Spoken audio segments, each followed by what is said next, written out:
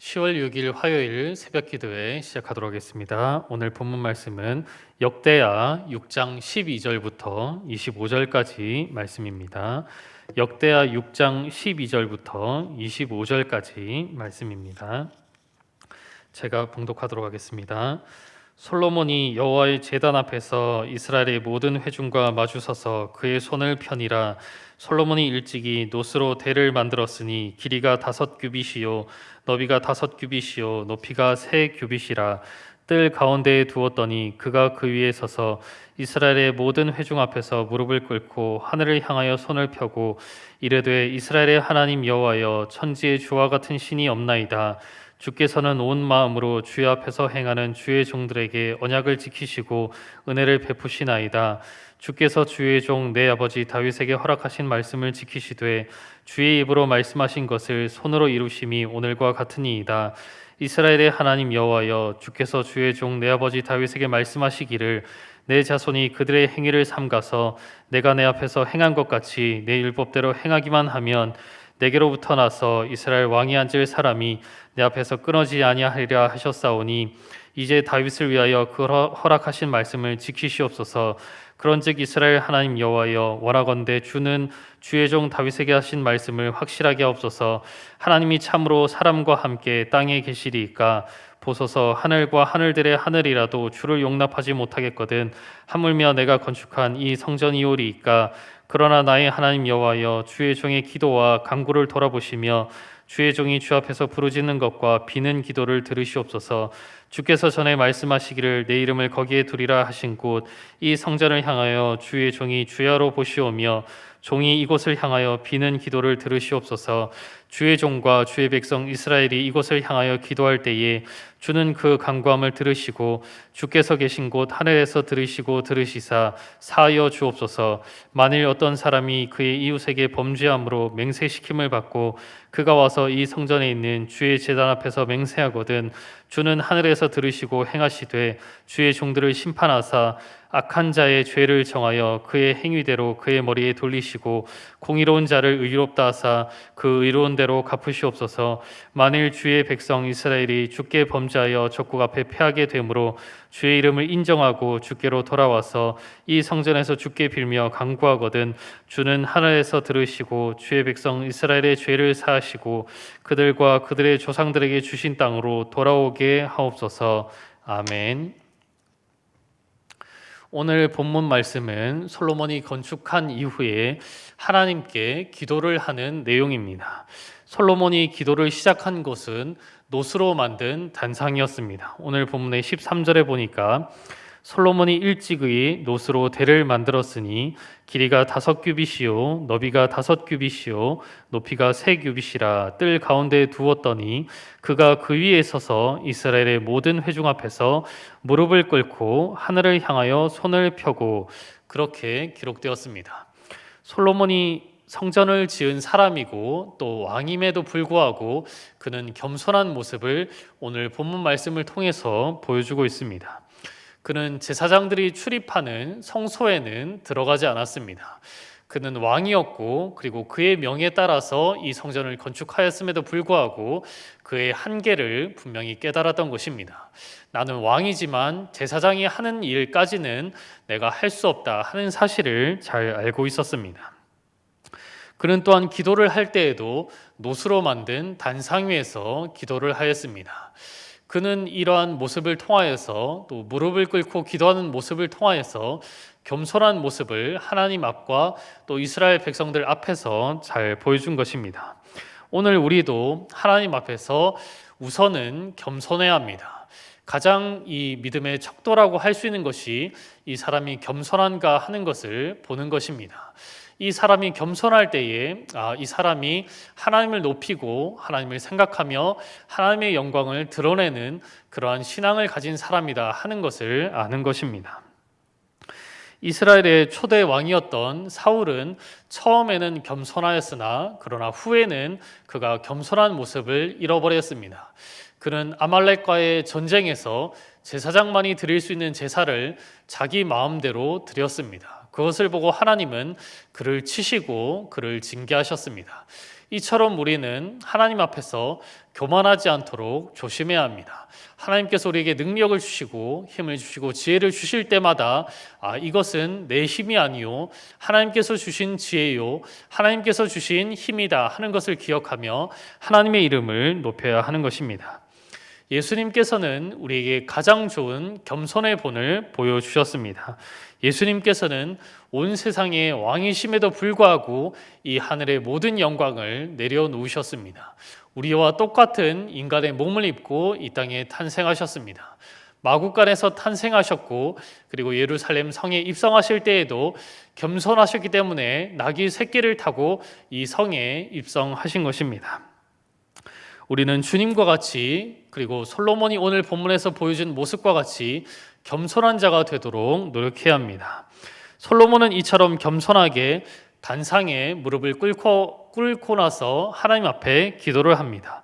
이 성전에서 기도를 할 때에 하나님께서 들으시고 응답해 주시옵소서 그렇게 기도를 합니다. 오늘 본문의 21절에 보니까 주의 종과 주의 백성 이스라엘이 이곳을 향하여 기도할 때에 주는 그 간구함을 들으시되 주께서 계신 곳 하늘에서 들으시고 들으시사 사하여 주옵소서 그렇게 기도하고 있습니다.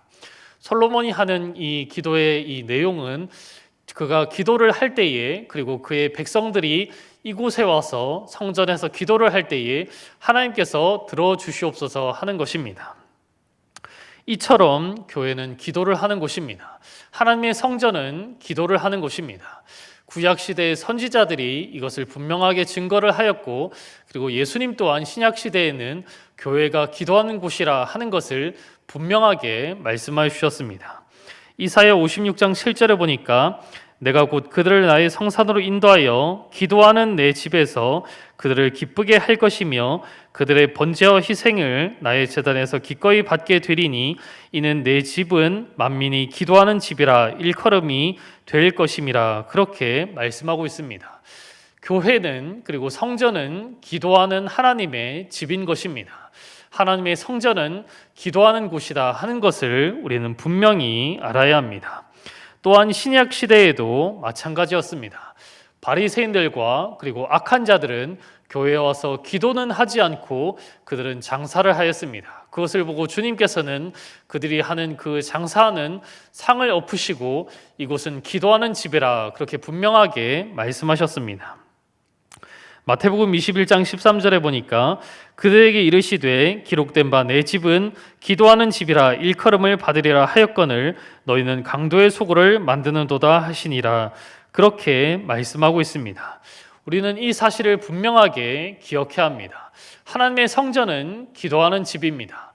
우리는 이 사실을 기억하며 기도에 힘써야 합니다.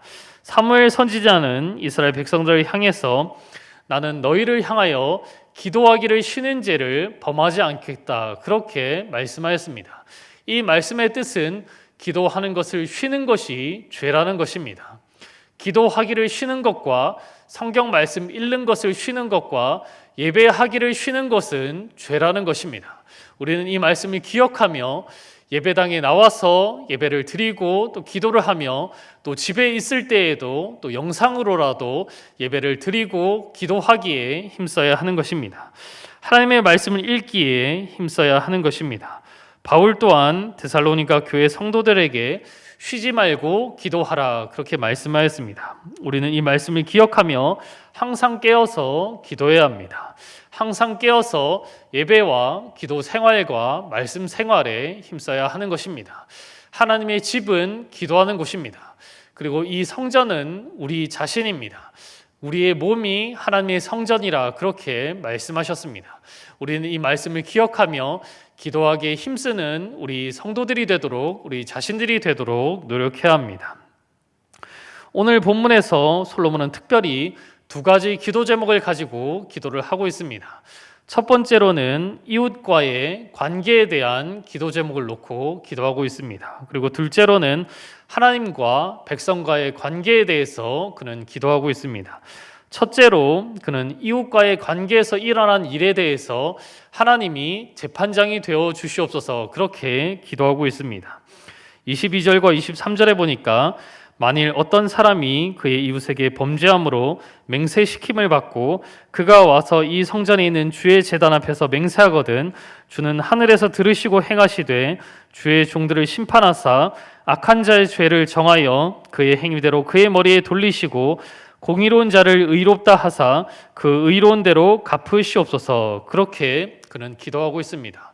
그가 이 한 첫 번째 기도 제목은 이웃 관계에서 어떠한 다툼이 일어났을 때 성전에 와서 맹세를 하며 기도할 때에 하나님께서 누가 옳고 누가 틀리냐 하는 것을 알려주십시오 하는 기도 제목입니다. 이 말씀은 오늘을 살아가는 우리에게 큰 위로와 힘이 되는 말씀입니다. 이 땅을 살아갈 때에도 우리에게는 참 억울한 일들이 많이 일어나고 있습니다. 우리가 하지도 않은 일들에 대해서 누명을 쓸 때도 있고 우리가 죄를 범하지 않았음에도 불구하고 많은 사람들이 비난하며 또 정죄할 때가 있습니다. 세상의 사람들을 향해서 세상의 사람들이 교회를 향해서 그렇게 한 사람의 어떤 죄를 가지고 모든 교회에 있는 성도들을 비난할 때가 있습니다. 또한 어떤 경우에는 교회 안에서도 서로 간에 오해가 생겨서 비난하며 정죄하며 탓하고 원망하며 불평할 때가 있습니다. 그러나 그럴 때에도 우리는 낙심하거나 절망하지 말아야 합니다. 왜냐하면 이 세상 모든 사람들이 우리의 억울함을 모른다고 할지라도 전능하신 하나님이 우리의 재판장이 되시기 때문입니다. 이 세상의 재판장이 잘못된 이 재판을 한다고 할지라도 하나님이 전능하신 재판장이 되시기 때문에 우리는 절망하거나 낙심할 필요가 없다는 것입니다.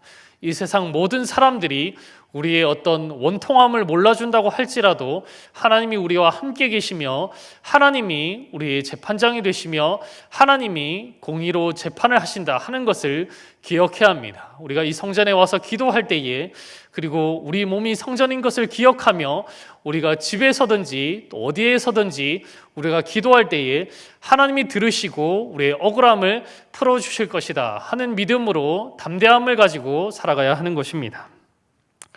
둘째로 솔로몬은 기도할 때에 하나님과 백성과의 관계에서 일어난 일에 대해서 기도하고 있습니다. 24절과 25절에 보니까 만일 주의 백성 이스라엘이 주께 범죄하여 적국 앞에 패하게 되므로 주의 이름을 인정하고 주께로 돌아와서 이 성전에서 주께 빌며 간구하거든 주는 하늘에서 들으시고 주의 백성 이스라엘의 죄를 사하시고 그들과 그들의 조상들에게 주신 땅으로 돌아오게 하옵소서. 그렇게 기도하고 있습니다.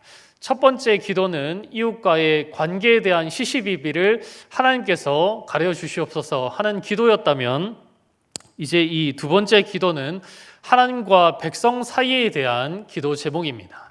하나님의 백성들이 이 하나님의 백성된 하나님의 자녀 공동체들이 하나님께 죄를 범해서 그 죄 때문에 혹여나 전쟁에서 지게 되거나 혹은 포로로 잡혀가게 되면 그들이 회개 기도를 할 터인데 그때 하나님께서는 그들의 기도를 들으시고 그들의 죄를 용서해 주시고 또한 포로된 곳에서 돌아오게 해 주시옵소서 하는 기도입니다.